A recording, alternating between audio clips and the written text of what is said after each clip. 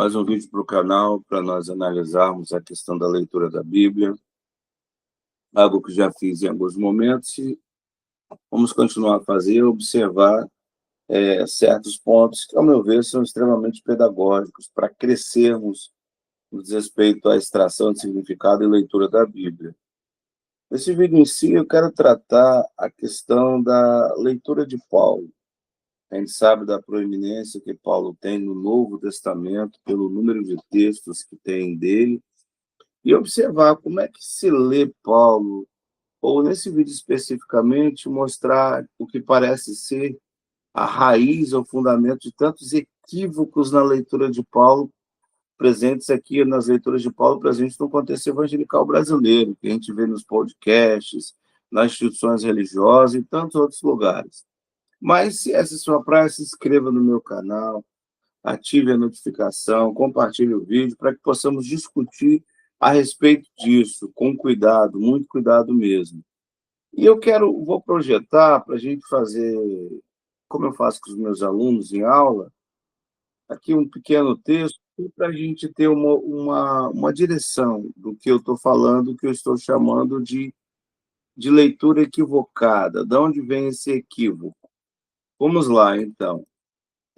A minha questão aqui é muito importante entender que os textos paulinos são chamados de escritos ocasionais.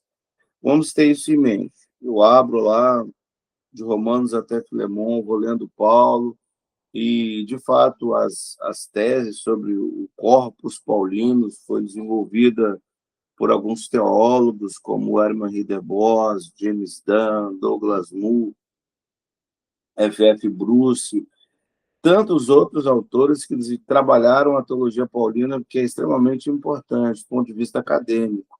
Mas o meu foco aqui não é, como eu sempre digo, não é discutir as teses levantadas, mas sim analisar a nossa leitura aqui, a leitura nossa de cada dia. Então, vamos lá. Como eu falo que os textos paulinos são escritos ocasionais, do que se trata realmente? Vamos entender, precisamos ter isso em mente. Quando a gente fala de textos ocasionais, eu coloco aqui, significa que foram escritos para tratar de dificuldades, das soluções a problemas relacionados ao autor ou aos leitores originais. Então, isso é uma escrita ocasional. Óbvio que talvez as pessoas não tenham muita dificuldade com isso. Então, o escrito foi estabelecido com um objetivo. As dificuldades tratadas e soluções estão relacionadas ao autor e aos leitores originais, não a nós, leitores atuais. Logo, as instruções éticas dadas às cartas do Novo Testamento são dadas em resposta a alguns problemas que os destinatários enfrentavam, são, portanto, dirigidos a situações específicas. Precisamos ter isso em mente. Situações específicas e não abrangentes. Então, isso é um escrito ocasional. Então, a gente está chamando os textos de Paulo de escritos ocasionais. Precisamos ter isso em mente. Tratar o conceito para, de fato, desenvolver a leitura. Conceito e leitura, essa é a dualidade importante. Até dá para ser ilustrado com 1 Coríntios, que é dividido em duas partes, as respostas às perguntas feitas pelos Coríntios, no capítulo 7, começa lá a pergunta, quanto a que me escrevestes, aí Paulo trata de algumas questões, e do capítulo 1 ao 6, as respostas do apóstolo, alguns problemas da congregação coríntia, de que teve notícia por um relato. Lá no capítulo 1, Paulo já diz isso. Então, olha bem, só para a gente ilustrar, a carta é claramente um escrito ocasional.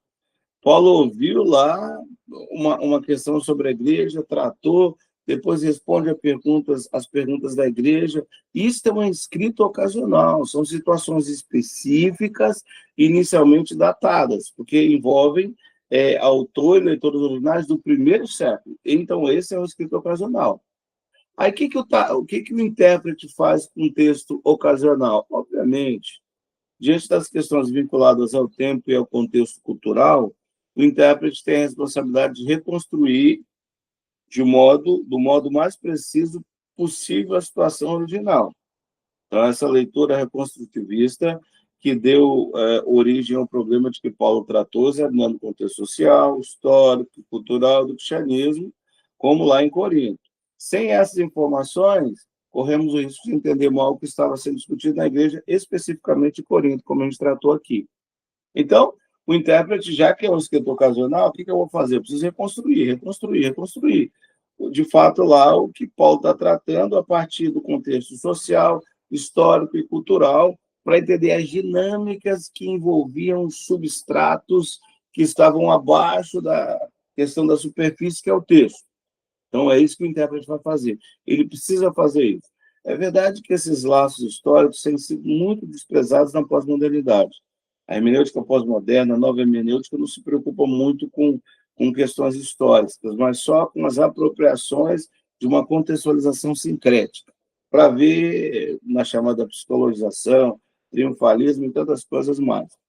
Mas tudo bem, entendemos o que é um escrito ocasional, entendemos a tarefa do intérprete do texto ocasional, do leitor. Nós estamos lendo, precisamos entender o que de fato está acontecendo. Agora, um terceiro ponto, isso é uma questão complexa que nos leva aqui, porque o outro corolário do problema de uma carta dirigida a uma situação específica é construir uma teologia bíblica e sistemática para hoje. Preste atenção. Uma vez que as cartas são ocasionais, como eu citei há pouco, elas não se destinavam a ser estudos exaustivos de doutrina cristã. Então, a apropriação da teologia bíblica e da teologia sistemática, e vou falar aqui de forma mais comum possível para que todos possam entender, a chamada doutrina. Eu ouvi falar muito na doutrina. No Brasil, eles ficam discutindo aí nos podcasts, perde a salvação, não perde a salvação, sou calvinista, sou arminiano, aí vão citando vários textos, prova que é, como diz o Osborne, a maior falácia do século XX, mas na verdade começou bem antes, tudo bem. Aí o que acontece? Paulo não escreveu para formatar uma teologia. A teologia sistemática, a doutrina, é uma construção do leitor atual, e não do autor original e nem dos leitores originais. Não era. Essa é uma intervenção de agora, ou presente da teologia sistemática. É muito importante entender, de fato, eu preciso fazer essa ressalva, as pessoas, nem todo mundo sabe o que é teologia sistemática. Não lidou com isso. A metodologia da teologia sistemática, como é que ela se apropria do texto na sua convergência de análise e de desenvolvimento. Mas a teologia está conectada à tradição e vem sendo desenvolvida na chamada história da interpretação.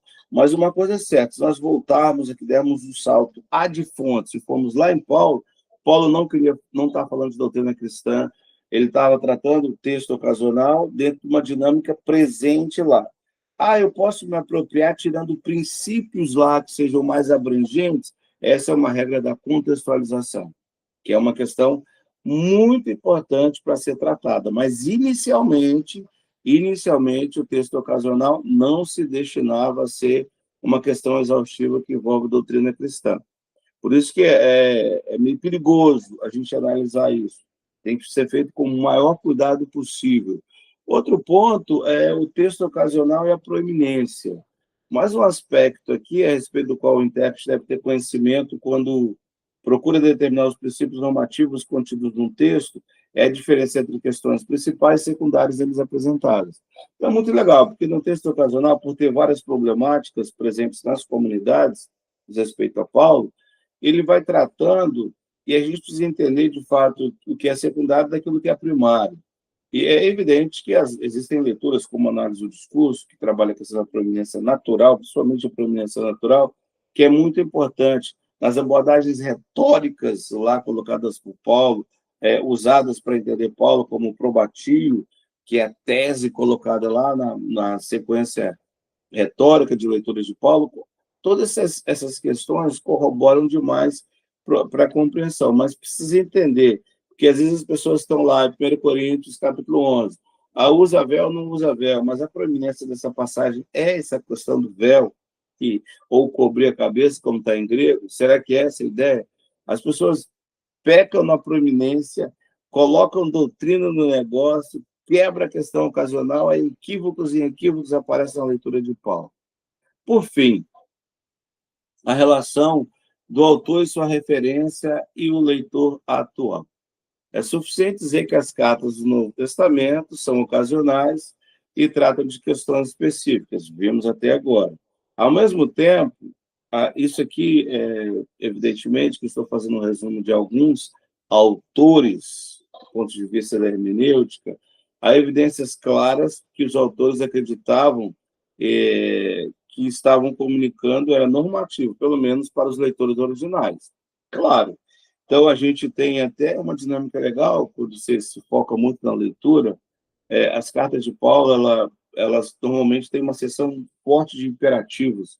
Esses imperativos acabam norteando o comportamento a ser cumprido pelos leitores originais. Evidentemente que o autor, quem trabalha com a ideia do autor, da intenção do autor presente no texto, acaba corroborando com a ideia de que realmente ele queria que fosse normativo.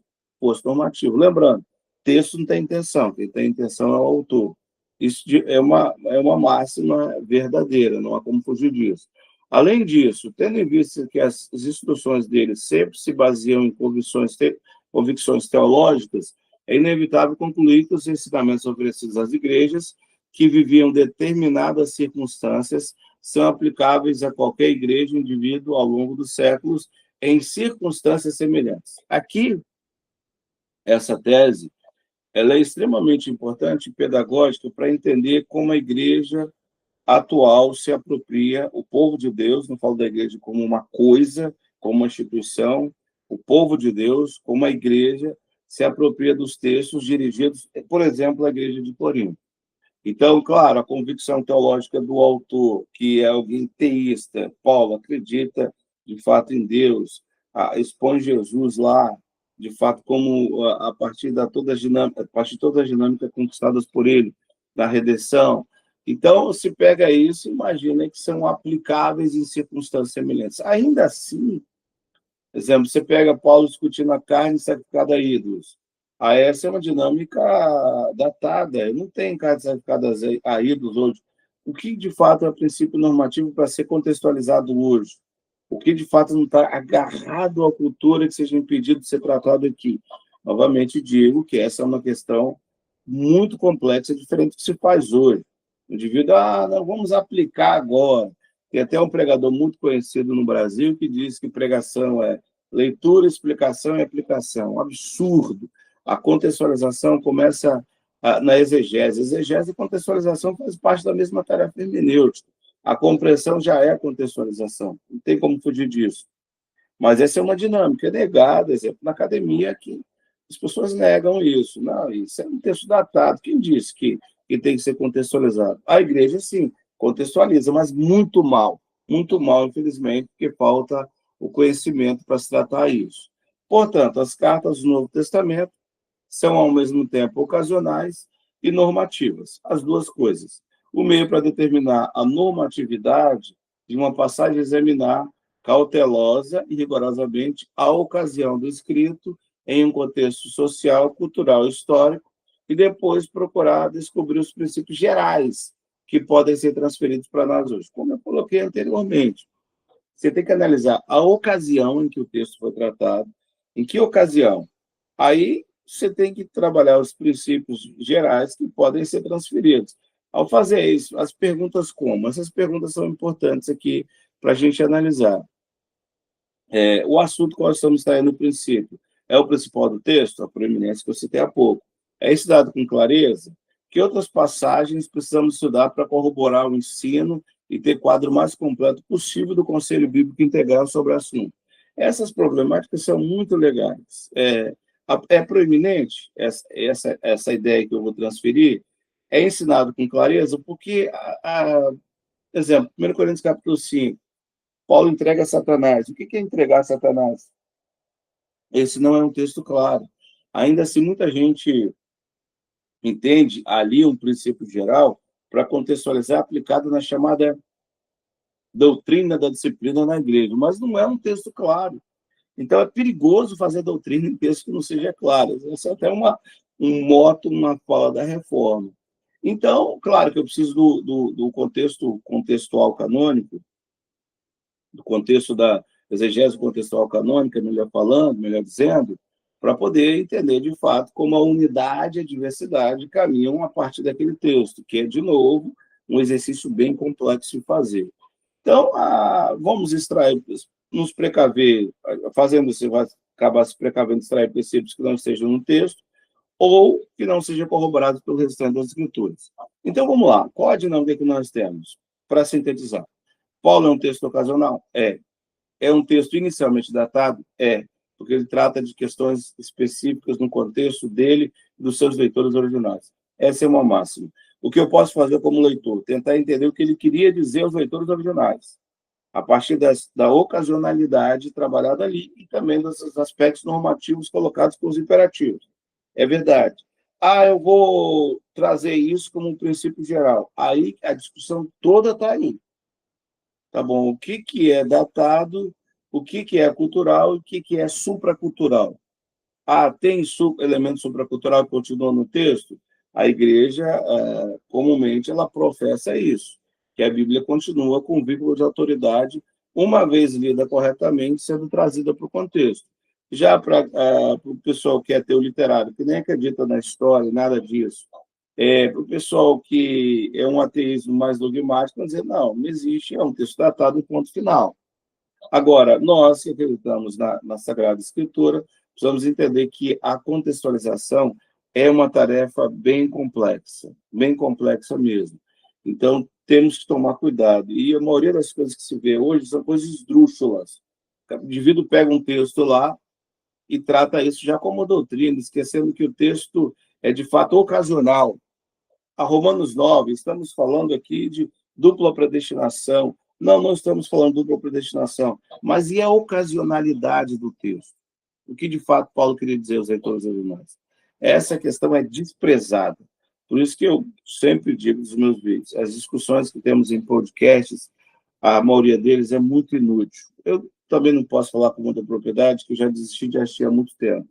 Mas as que eu vi são, infelizmente, muito ruins.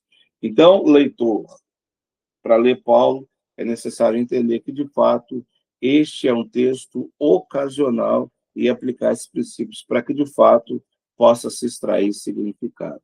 Fiquem com Deus aí. Um abraço.